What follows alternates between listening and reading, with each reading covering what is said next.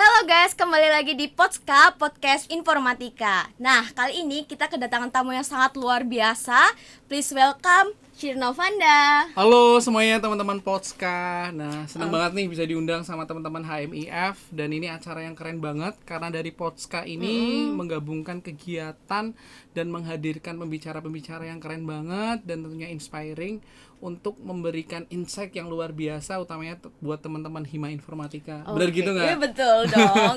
Apalagi kita ya sebagai senang banget bisa ngundang Shirno Vanda untuk datang ke sini. Terima kasih. Dan sekarang udah mulai offline learning ya, dan tentunya dengan prokes yang ketat kita mengucapkan apresiasi luar biasa banget buat institusi. Dan kembali lagi nih, nuansa berkehidupan di kampus kita udah mulai lagi nih, udah mulai rame lagi ya Mbak ya, Rame dong, berkegiatan Mbak. di kampus. Seru. Oke, lebih terasa gitu ya Pak. Iya, Namanya anak kuliah kayak gitu ya Pak. Iya. Oke, mungkin di sini teman-teman nggak kenal ya sama sama Shirno Vanda. Tapi Shirno Vanda bisa nih kenalan sedikit gitu sama teman-teman yang di sini gitu. Halo teman-teman Potska, perkenalkan saya Novanda Alim Setyanugraha, bisa dipanggil Servanda. Karena kebetulan Servanda ini ngajar bahasa Inggris. Jadi kalau sapaan di kampus, kata sapaan Pak digantinya Servanda gitu. Dan Servanda udah jadi dosen di Telkom Purwokerto sejak tahun 2017 dan kebetulan home base-nya Servanda di Prodi Teknik Informatika. Oke. Udah berapa lama Pak nih di Institut Teknologi Telkom Purwokerto? Berarti kalau 2017 sekarang 2022 udah 5 tahunan ya. Oke, cukup lama ya. Dan betah ya. Betah jadi ya. termasuk home base kampus terlama. Servanda tuh udah pindah berapa kali ya, kalau ITT Telkom Purwokerto udah tempat kelima kali pindah. Sebenarnya Servanda jadi dosen di Jakarta 3 tahun. Pindah Bahasa Inggris juga, Pak? Bahasa Inggris juga pindah pindah sebanyak 3 kali dari ada kampus Kalbis Institute, Universitas 17 Agustus Jakarta, sama ada Politeknik LP3 Jakarta. Terus sebelum di sini Servanda ngajar juga di tahun 2016 di Universitas Muhammadiyah Gombong atau Stikes Muhammadiyah Gombong. Home base-nya tetap teknologi gitu, bukan Pak? Iya, kalau home base-nya tetap teknologi ya, teknik informatika ya. Jadi Servanda dosen MKDU atau mata kuliah dasar universitas, tapi home base-nya tuh di teknik informatika. Dan kamu tahu sendiri kan, dosen terbanyak salah satunya tuh dari teknik informatika. Jadi kita ada dosen di IF itu ada sekitar 30-an lebih, dan kemungkinan bakal nambah lagi karena jumlah perbandingan dosen sama mahasiswa itu harus 1:25, dan mahasiswa IF itu udah ada sekitar 1000-an. Mantap. Jadi kita masih butuh sekitar 10 dosen 10 lah dosen. kira-kira. Home Jadi base-nya bisa ya? dibayangin ya teman-teman semua ya. Dosen kita tuh ada yang jadi warek 1, ada yang di struktural di Kabak ya, kayak Servanda di Kabak Kemahasiswaan, ada yang di Kabak SDM Pak Irwan. Bukan hanya dosen gitu berarti. Iya, semua. jadi dosen tapi plus struktural juga dia seperti itu. Jadi Sibuk banget. mungkin kalau kayak kita ya, kayak dosen-dosen yang lama, kalau sama dosen-dosen yang baru mungkin kenal tapi belum begitu kenal banget karena kita beda ruangan. Kayak Mbak ya mungkin kenal dosen juga kalau di IF tuh pindah ganti-ganti ya. Iya. Mungkin ada yang baru, ada yang baru, ya itu dinamikanya di IF seperti itu. Oke, semoga terrealisasikan cepat ada dosen baru gitu ya. Iya. Oke, di sini Shirno Vanda itu kan selain jadi dosen, terus jadi kabak tadi ya kata ya. Iya. Nah, kesibukan lainnya itu yang mungkin di luar kampus gitu. Apa? Iya, jadi Servanda selain jadi kabak kemahasiswaan juga, Servanda juga aktif dalam bidang wirausaha. Jadi di tahun 2012 cukup lama Servanda itu mendirikan sebuah objek wisata Taman Reptil. Oke. Jadi bisa dibayangkan reptil itu kan sesuatu hal yang mungkin dibilang orang itu menakutkan. Ada ular, ada buaya, bukan buaya darat tapi ya buaya beneran ya. Tapi juga ada hewan-hewan lain seperti kada lah. Pokoknya macam-macam. Itu diinisiasi 2012, tepatnya pada waktu itu keluarganya Servanda itu punya reptil ular dalam jumlah yang banyak tuh Mbak. Terus akhirnya kita berpikir bagaimana ular yang dalam jumlah banyak itu kita perkenalkan ke masyarakat sebagai bentuk edukasi. Akhirnya kita merintis objek wisata namanya Taman Reptil Adiluhur.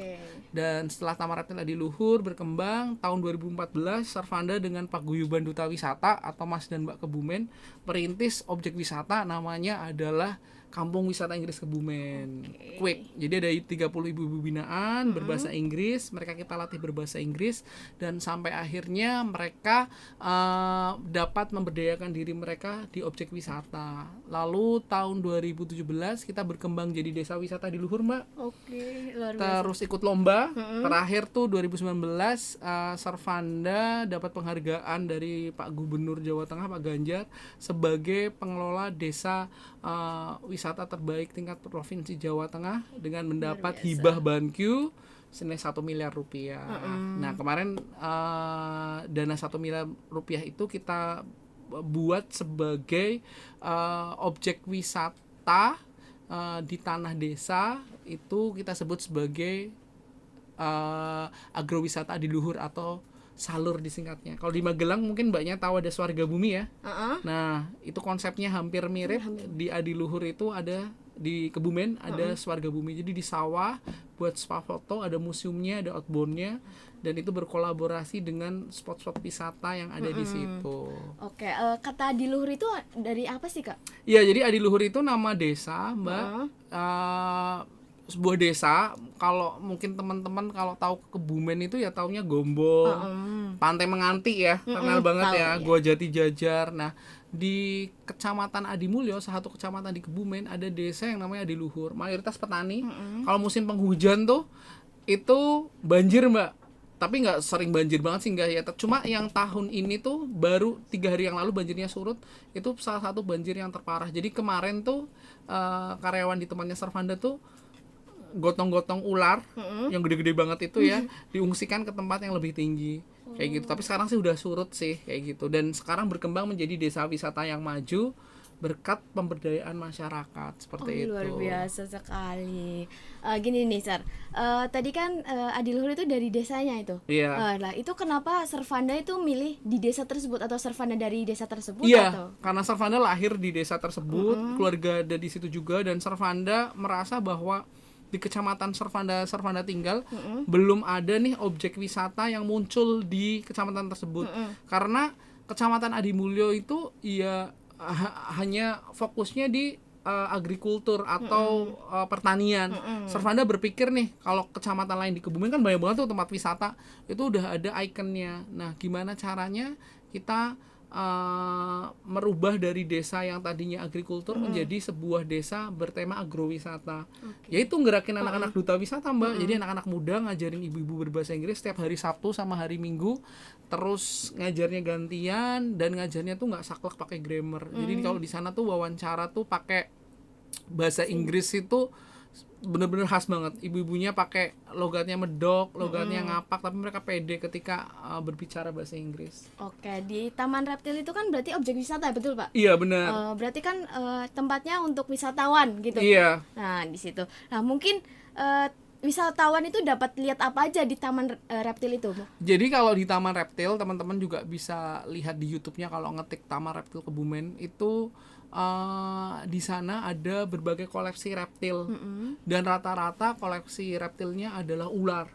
Dan itu termasuk Taman Reptil ini adalah salah satu pusat konservasi hewan yang dilindungi juga. Kalau di Kebumen itu ada 2, satu di Taman Reptil, satu di Jembangan Wisata Alam, di mana di Taman Reptil tersebut banyak koleksi ular, dari yang mulai ukuran kecil sampai besar, dari mulai yang berbisa sampai yang tidak berbisa, yang mana bisa diajak untuk berinteraksi dengan manusia. Jadi kalau anak-anak datang ke sana, mereka nggak cuma nonton, tapi juga bisa megang hewan tersebut. Dan Servanda sih di bisnis objek wisata ini seneng banget ya, karena selain passionnya Servanda, di sini juga Servanda berusaha mengkolaborasikan sebuah objek wisata yang tidak hanya something to see atau sesuatu hal yang dilihat, tapi ada something to do-nya nih Mbak.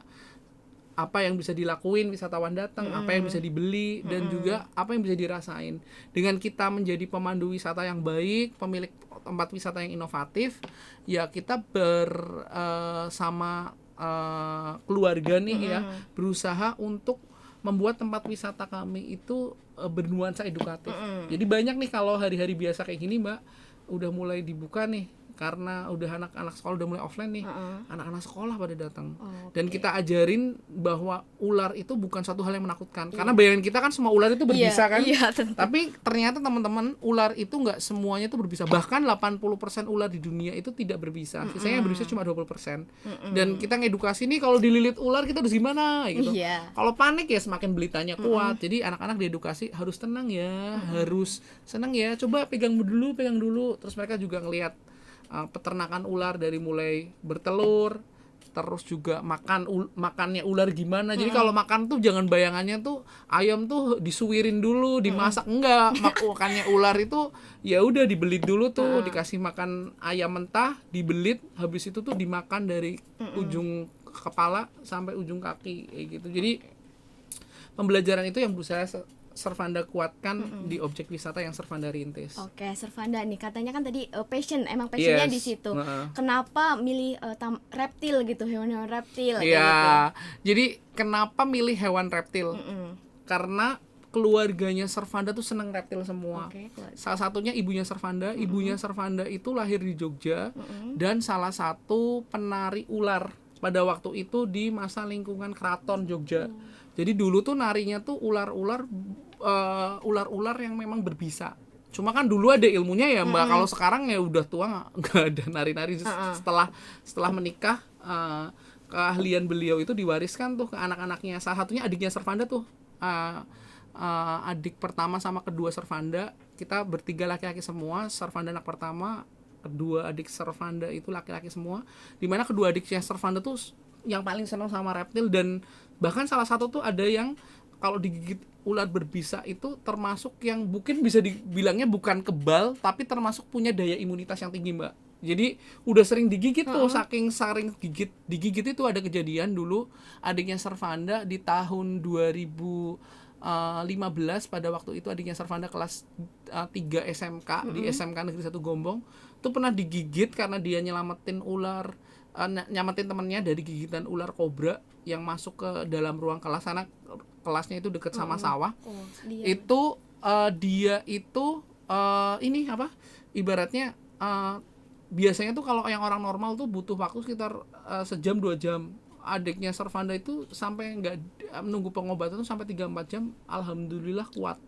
Jadi sampai sekolah itu tuh diliburin 3 hari untuk nyari ular yang habis menggigit adiknya Servanda. Jadi belum ketemu baru ketemu 3 hari. Jadi itu udah ketemu pada waktu itu. Jadi kalau bisa dibilang udah turun menurun sih. Dan dari kecil kita tuh udah diperkenalkan reptil karena ibunya Servanda sama yang Servanda seneng ular. Udah melihara dari kecil sampai akhirnya gede dan jadi banyak kayak gitu. Jadi bisa dibilang sih udah dari passion sih. Passion ya. Gini Sir, kan wisata kan udah pasti itu pengunjung ya kan, pengunjung gitu kan. Tapi saat ini kan pandemi gitu Sir. Lah, gimana nih Sir? Mungkin ada kendala atau apa gitu? Yes, bener banget Mbak. Jadi selama pandemi kemarin, industri pariwisata adalah industri yang paling terdampak dari pandemi tersebut. Jadi sektor pariwisata yang paling terpukul. Banyak yang di PHK, otomatis seperti tamu-tamu yang menginap di hotel juga berkurang. Orang yang berkunjung ke tempat wisata juga nggak ada, dibatasin lah, ditutup. Ibaratnya nggak ditutup pun orang yang datang juga nggak ada, takut kan karena pandemi. Kita pun mengalami. Tapi prinsip kita adalah selama masa operasional Taman Reptil, ya udah kita tuh berpikir ya, karena kita ibaratnya kan keluarga tuh wirausahanya nggak cuma di wisata ya, di bidang usaha lain. Jadi gimana caranya tetap makanin ular-ular yang ada di Taman Reptil. Operasional cukup tinggi Mbak, ularnya tuh banyak. Sebulan tuh bisa buat beli ayam, buat pengobatan reptil kayak gitu ya, kontrol dokter hewan juga ya. Sebulan tuh bisa 8 sampai 10 juta. Bisa dibayangin ya, nggak ada pengunjung kita berpikirnya gimana. Ya udah, bersatunya keluarga itu yang menjadikan kekuatan yang utama. Jadi ada atau tidak ada pengunjung, kita tetap ngasih makan ular. Terus kita juga berusaha untuk berganti pola wisata. Yang tadinya wisatanya dalam bentuk offline datang, kita kolaborasikan dengan wisata online. Jadi kemarin tuh sempet jual tiketnya itu pakai Zoom Meet. Jadi anak-anak sekolah tuh ditawarin 10 ribuan. Terus juga kita kolaborasi sama penelitian. Pada waktu itu ada anak-anak lomba bawa inovasi aplikasi Mbah Serut yang sekarang dikembangin jadi website Aster Dewi. Jadi teman-teman yang mau ke wisata, ke tempat desa wisata kami bisa beli tiketnya online untuk berwisata secara online dari rumah mereka secara aman ya. Jadi itu membantu banget ya. Jadi kolaborasi teknologi ini bisa membantu untuk bangkit dari pandemi COVID-19 dan tetap bisa kita memperkenalkan objek wisata kami ke khalayak yang lebih luas. Jadi membantu banget sih selama kemarin. Jadi sempet tuh kami bawa HP tuh ya buat shoot, terus ada operatornya yang buat Zoom. Jadi anak-anak tuh dipandu dari rumah, mereka beli tiketnya online 10 ribuan, terus kita jelasin reptilnya dari lokasi Taman Reptil dan wisatawannya tuh dari layar virtual Zoom, seperti itu. Oke, berarti target pertama Servanda itu anak-anak yang anak-anak sekolah memang sekolah. Ya, jadi kalau Taman Reptil Adiluhur itu memang target wisatawan yang lebih banyak ke tempatnya Servanda itu anak TK, SD, PAUD. Kalau yang SMP, SMA tuh lebih senengnya itu untuk wisata edukasi bahasa Inggris. Jadi ada kampung wisata Inggris kan, ada agrowisata, itu lebih ke situ. Tapi kalau dari sisi anak TK, SD, PAUD tuh seneng banget. Dan memang pengunjung kami mayoritas tuh anak-anak TK, SD, PAUD yang lebih banyak berkunjung untuk belajar tentang reptil. Oke, Servanda kan di sini juga lingkupnya ada mahasiswa gitu kan? Yes, bener banget. Nah, tapi mungkin mahasiswa di sini tuh kadang mikir juga gini, kalau misal mau ambil usaha gitu, mau ambil usaha menurut Servanda ini kita harus ambil usaha yang seperti apa untuk mahasiswa gitu? Ya bener banget teman-teman semua. Dalam konteks mahasiswa sebenarnya tuh kita tuh udah punya banyak rencana nih. Cuma yang paling jadi kata kunci utama adalah rencana tanpa eksekusi itu nothing. Kita kan terlalu banyak, mau buat ini ya, mau buat ini ya, gitu kan ya. Saya pun juga pernah kayak gitu pada waktu masa galau-galonya kuliah dulu, zamannya S1 ya. Jadi yang paling penting bagi mahasiswa adalah ketika mau memulai usaha, kuatkan dulu adalah rencana yang matang. Rencana yang matang ini bukan hanya sekedar aku punya modal atau enggak, tapi ngelihat peluang pasar. Sekarang yang lagi in banget apa sih? Bisa eksekusi enggak? Terus habis itu bisa enggak nemu circle pertemanan yang positif nih? Karena kadang-kadang ketika kita memulai sesuatu, kita kan butuh yang namanya temen nih yang memang bisa mengkolaborasikan ide-ide kita ya. Tapi ketika kita udah ngomongin ide kita ke teman kita, kalau udah dimentahin ya udah, teman itu berarti bukan teman yang modelnya supporting kita. Tapi ketika kita menemukan circle teman yang bagus adalah ketika dia mendukung ide kita, dia itu supporting ide kita, dan dia itu bisa yang namanya adalah memperbaiki atau memberi masukan ketika ide bisnis kita itu memang kurang matang. Nah, jadi yang pertama yang perlu kita lakukan adalah ketika kita bikin bisnis adalah passion dulu yang utama. Kalian senangnya di apa sih? Gitu. Kayak Servanda kan, Servanda tuh bahasa Inggris seneng kan. Oh iya bikinnya kampung wisata Inggris. Servanda tuh tentang reptil ya. Oh iya bikinnya Taman Reptil. Tapi terkadang tapi terkadang ya ketika kita mau memulai bisnis ya, kita udah ngomongin dulu tuh modal. Ya kan ini nggak punya modal gitu kan ya. Dan itu tuh wajar banget ya, ketakutan utama kita mulai bisnis tuh takutnya tuh modal yang utama. Padahal sekarang banyak banget startup yang didanai lewat kolaborasi dengan startup yang lainnya. Atau nggak ada modal tapi kita punya keahlian berupa jasa, terus pemanfaatan media sosial, ya udah kita tinggal bisa eksekusi secara langsung dengan buat mock up-nya bisnis itu sendiri. Salah satunya tuh kalau cara gampangnya saya sih ya, di HMIF tuh kan banyak anak-anak kolaborasi tuh di bidang IT. Sekarang tuh anak-anak seantero Purwokerto nih, pegang aja Purwokerto, kan banyak banget tuh yang butuh jasa dalam artian bikin website, terus juga bikin UI UX dari suatu tampilan aplikasi atau produk website. Terus ada juga yang ini laptopku nih ngehang nih, gimana sih diinstalin, walaupun mungkin ada yang bisa atau enggak gitu kan, karena nggak semua anak IF itu dalam artian menguasai semua keahlian kan.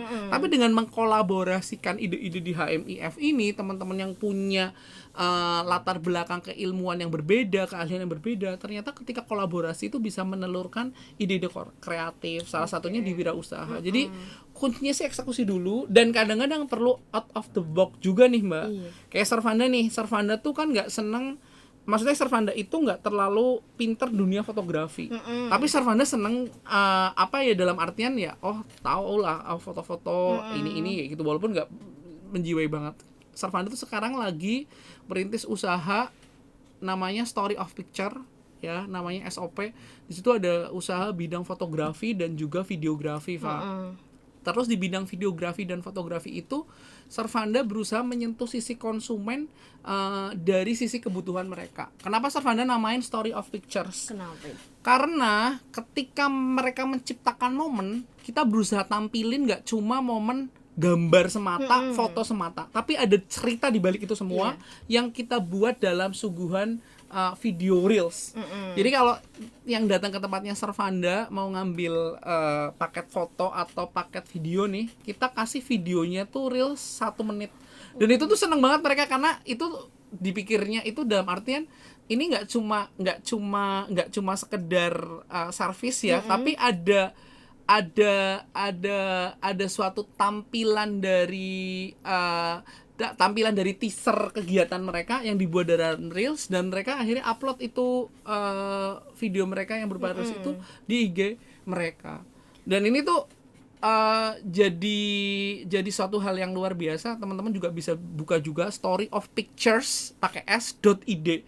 Itu di situ yang tadinya memang baru sekitar followernya sekitar 50-an, sekarang udah jadi 1.500-an, 1.800-an. Jadi memang dulu usahanya orang tuanya Servanda tuh punya minimarket, Mbak. Tapi sama masa pandemi, persaingan minimarket termasuk susah ya. Akhirnya tuh kita berpikir kayaknya kita harus ganti bidang usaha deh. Nah udah, akhirnya sekarang karena yang lagi inbound fotografi, ya udah kita buat Story of Pictures. Adiknya terakhirnya Servanda itu yang sekarang bidangin di situ, megang itu usaha. Jadi Story of Picture ini jadi salah satu kekuatan utama bahwa kita kadang harus out of the box dari suatu bidang usaha agar kita ibaratnya mampu berpikir untuk inovatif itu. Jadi kunci utama sih ya eksekusi sih, Pak. Ya, jadi kalau kita nggak eksekusi ya nothing kayak gitu, dan harus berani ambil resiko. Itu sih. Oke. Lihat tadi Servanda passion. Mungkin mahasiswa itu kadang ngerasa aku nggak passion deh di wirausaha gitu. Aku nggak bakat untuk usaha gitu. Mungkin Servanda bisa kasih motivasi gitu untuk anak-anak bisa bangkit untuk bisa berwirausaha gitu. Iya, jadi teman-teman semua berkaitan dengan wirausaha ini, kata kunci utama adalah mulai. Kalau nggak mulai ya nggak akan ada yang namanya ide itu tahu atau enggaknya itu layak atau enggak untuk diuji cobakan. Dan teman-teman perlu tahu ya, negara kita termasuk negara konsumtif. Iya nggak sih? Kita ibaratnya pengguna IG salah satu yang paling banyak di dunia, pengguna medsos juga, WhatsApp juga, dimana kita tuh lebih banyak membeli daripada menjual produk kita. Padahal kalau kalian mau telaten nih ya, usaha kecil-kecilan aja kalau mau berani promosikan dan konsisten, itu bisa loh teman-teman semua. Belajar dari salah satu mahasiswa Udinus itu, siapa namanya, yang cuma jualan foto selfie sampai akhirnya punya omset miliaran, siapa namanya? Siapa ya? Itu ada kan ya, kalau nggak salah ya, Ghazali ya kalau nggak salah ya. Iya. Okay. Saya baru ingat Ghazali ya namanya ya. Nah, itu. Dia ibaratnya kan konsisten selama 2 tahun berturut-turut mengumpulkan fotonya itu selfie dengan gimmick muka yang sama, dan itu dia upload setiap hari ya, di waktu dan jam yang sama, dan ternyata kekonsistenan dia itu membuahkan hasil, di mana gambar-gambarnya jadi meme dan dijual kan. Dan itu sampai diapresiasi sama kampusnya, jadi duta kampus. Sama juga ketika mulai kita YouTube nih. YouTube juga butuh konsisten, Mbak. Gimana kita mau jadi YouTuber sukses kalau kita nggak konsisten upload video kan? Sama juga sama kalian tuh punya IG. Saya tuh sampai kadang-kadang tuh heran loh sama anak-anak prodi manapun sih ya. Kayaknya IG itu bukan jadi platform diri kalian buat untuk memperkenalkan suatu karya atau hal yang udah kalian buat. Kadang-kadang kan tuh malu ya. Mungkin teman-teman HIMF tahu ya, salah satu anak teknik informatika yang deket banget sama Servanda, Reza. Tahu kan? Mas Reza itu kan luar biasa banget jadi duta bahasa. Ketika saya lihat Reza untuk pertama kali ya, Reza itu punya potensi tapi dia itu belum pede pada waktu itu. Saya cuma lihat dia waktu ngajar online, nih anak tuh kayaknya bisa deh Servanda guide untuk jadi dutanya mahasiswa. Servanda bilang, kamu ikut ya duta bahasa pada waktu itu. Dan Servanda tuh cuma lihat fisiknya dia itu hanya dari Zoom kan, ngajar kan. Saya nggak tahu dia gimana anaknya, tapi saya ketika ngelihat dia, ini anak punya potensi, tinggal bisa diarahkan atau enggak.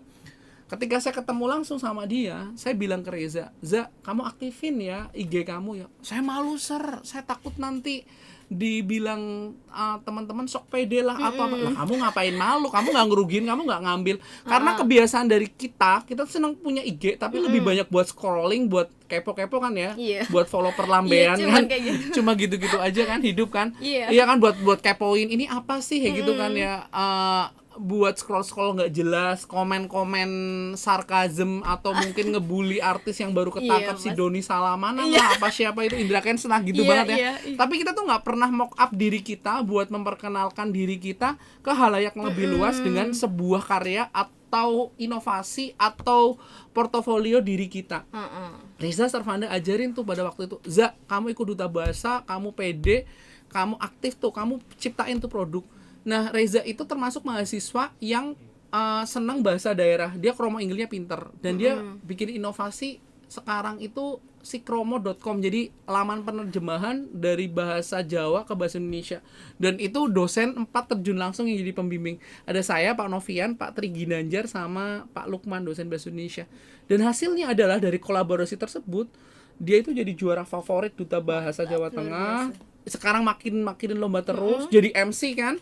Dulunya yang nggak pede, Pak ini gimana, sekarang tuh udah jadi MC nasional, MC wedding, dan sekarang tuh udah mulai merambah itu. Reza juga di bidang model buat acara wedding, ke eksternal juga. Jadi itu sih pentingnya dia. Dia yang tadinya tuh nggak pede, yang tadinya apa, tapi ketika ada suatu hal yang mungkin dia harus dipaksakan, harus ada pendorongnya, motivasi yang baik, circle pertemanan yang positif, akhirnya dia bisa bangkit. Jadi yang perlu teman-teman lakuin di sini adalah mental block teman-teman tuh udah harus mulai dihilangkan. Ketika mau memulai sesuatu ya eksekusi. Kita kan lebih banyak rebahan kan. Pulang habis ini ya kayak kalian sih positif ya, tapi kayaknya 80% anak ITTP hari Sabtu kayak gini tuh rebahan. Apalagi mendung-mendung ya. Makan seblak lah, ngapain gitu kan ya. Kepoin IG lah. Apalagi anak-anak kos yang enggak kepantau orang tua kan seneng banget kan. Ya tidur bangun jam berapapun, habis sholat subuh mungkin, atau kadang-kadang kita enggak sholat lah, tapi kalau orang tua ya udah sholat udah gitu kan. Jadi itu sih yang perlu di-share ke teman-teman semuanya, bahwa eksekusi itu hal yang penting agar kolaborasi itu bisa kita kuatin dalam diri kita gitu, Mbak. Servanda tadi kan mendorong mahasiswanya untuk lebih bangkit, lebih maju gitu ya. Tapi kan gimana nih Servanda kalau mau lihat mahasiswa lain yang bukan ya mungkin belum bertemu langsung dengan Servanda gitu, tapi mahasiswa itu kepengin mulai usaha kayak gitu, itu mungkin kampus atau Servanda bisa membantu, itu caranya gimana gitu? Jadi teman-teman semua, kita tanggal 28 besok ya, hari Senin tanggal 28 Maret itu akan mengadakan yang namanya adalah Innovation Day ITTP, di mana tiap hima itu akan kami undang dari Kemahasiswaan dan Sentra Inovasi untuk perform karya inovasi kalian di GOR. Jadi tiap hima silahkan nampilin inovasinya apa sih. Kan banyak tuh teman-teman, sebenarnya tuh produk mahasiswa kita tuh keren-keren loh, Mbak. Keren-keren banget. Cuma tuh tinggal mau nggak sih karya itu hanya semata dimatiin aja, di stop aja, hanya buat mungkin gugurin PKM begitu kan. PKM kan jadi isu penting, kadang-kadang udah PKM aja, habis itu nggak dikembangin kan. Atau mau dikembangin, didampingi jadi produk nyata dan didanai. Nah, teman-teman, kami ingin mendorong teman-teman semua ya untuk ikut berpartisipasi dalam Innovation Day nanti, di mana kalian tuh hima tuh ngehimpun startup yang udah ada di hima tersebut. Kayak luar mungkin tuh biasa. Reza tuh kan punya si Kromo, ajakin tuh Junaidi yang cerdas banget tuh, itu juara Asian apa itulah tingkat nasional, makanya dapat beasiswa full di kampus kita. Itu juga keren banget, punya inovasi aplikasi juga. Ngajak lagi siapa? Ada wadah loh. Ketika udah ada wadah, kalian nemu tutor yang tepat didampingi sama sentra inovasi, itu bisa dapetin pendanaan yang luar biasa. Contoh alumni kita ada Becer, mungkin pernah denger ya. Iya. Saya lupa namanya Mas Mbak siapa ya, tapi yang jelas saya pernah ketemu. Itu juga sama, sistemnya tuh sayur ya secara online diantar ke rumah-rumah penduduk selama masa pandemi ya, warga yang pesen bisa diantar secara langsung dan dapat pendanaan kalau nggak salah sekarang udah sampai 500 juta. Berarti dapat pendanaan. Dapat pendanaan. Dan sekarang nyari modal itu gampang banget, Mbak. Apalagi yang namanya startup. Kalian kan tahu ada startup Istanbul.com, atau di kampus kita juga ada pendanaan dari BDV. Ya, sekarang tuh kita lagi ada skema pendanaan tuh 2 juta, itu kan lumayan banget ya. Yang mau ikut silahkan, cuma daftarin idenya apa, nanti diseleksi bisa dapat. Nggak cuma PKM aja, tapi juga inovasi yang lainnya seperti itu. Surfanda luar biasa. Tapi ternyata ya Surfanda, waktu kita ngobrol itu Sip. nggak lama. Walaupun saya masih banyak gitu ya, masih banyak pengen tahu gitu. Tapi mungkin teman-teman yang di sini bisa nanya-nanya ke Surfanda langsung, mungkin bisa atau tidak? Surfanda? Iya, bisa banget. Surfanda ada tiap hari Senin sampai Jumat di kemahasiswaan di lantai 4 Rektorat 407, atau bisa follow IG-nya Surfanda atau ada WA-nya juga. Surfanda seneng banget yang namanya kegiatan kolaboratif. Karena bagi Surfanda, mahasiswa itu aset yang berharga bagi dosen. Mahasiswa kita tuh pinter-pinter, cuma memang kadang-kadang tuh malu kalau mau, kadang-kadang tuh belum pede ya mau munculin inovasinya. Kalau Surfanda tipikal dosen yang seneng banget kolaborasi dan mau mendampingi. Jadi ketika lomba, Sir, saya ada ide nih pengen lomba, bilang aja ke kemahasiswaan. Kita dampingi kayak itu tuh di yang sekarang sedang berlangsung. Ada 9 anak, mayoritas anak IF juga ya, lagi final untuk lomba aplikasi pariwisata tingkat nasional yang diadakan oleh UNY, Universitas Negeri Yogyakarta, di mana kampus kita satu-satunya yang mewakili Banyumas Raya. Jadi Unsud nggak wakilin, kampus AMK nggak wakilin, jadi yang wakilin tuh IT Telkom Purwokerto. Berarti keren banget kan inovasinya kan? Apalagi juga kita udah menang Gemastik, menang berbagai macam perlombaan yang pastinya itu tidak hanya bermanfaat bagi diri kalian semata, tapi juga bagi Civitas Akademika Purwokerto. Dan pesan terakhir Surfanda, tidak ada hasil yang mengkhianati usaha.